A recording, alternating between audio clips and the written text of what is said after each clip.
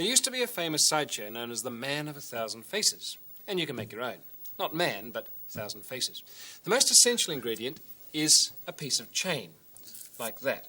In fact, there are all sorts of bits of chain that will do. I'll tip them down so you can see them. The best bit to go for is that.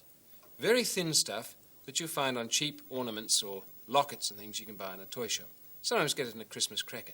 Very thin, very flexible, very cheap. And that's the best bit to use if you can get it. Others do work, but that's nice and fine, like a pencil line. So we'll put that to one side and get on with the rest of it. Then you need a piece of thick paper or thin card, and cut it into a rectangle of about this size so that it's twice as long as it is wide. Well, if you did it more carefully than that, it would end up like that, and we start to draw the bits of the face that aren't going to be chain on there. And these are the parts that you draw. The point where your hair meets your forehead, start there and go all the way around the back and draw the neck, and then draw the front of the neck to where it meets your chin. Leave all this front part out, because that's going to be filled in by the chain. But put in things like the ears and the hair and the eye, and that's all you need to draw. It'll go something like this. From about this point, in the middle of the card, round the back of the head, down into the neck, there's the front of the neck to the chin, eye there, ear there, and lots of hair.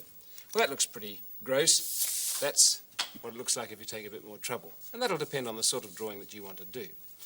Well, at those 2 points I mentioned, where the hair meets the forehead and where the chin meets the neck, make a little hole with the point of scissors or something very like it.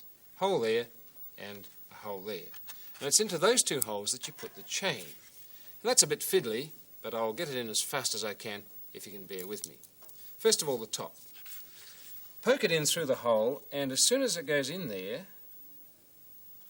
like that, trap it with your finger underneath, turn the whole thing over, and stick it down with a piece of sticky tape, like that. And that top end's trapped. Now you turn it over, and you have to get the length of the chain right, otherwise it's going to go all over the place. So you put the bottom end through there, in just the same fashion, and pull it through until the chain dangles down near to the end, but not enough to overlap it. Turn that over and stick down all the bits of chain that are poking through, so they don't get in the way. That bit and the end, and that's all imprisoned. And now you've got it.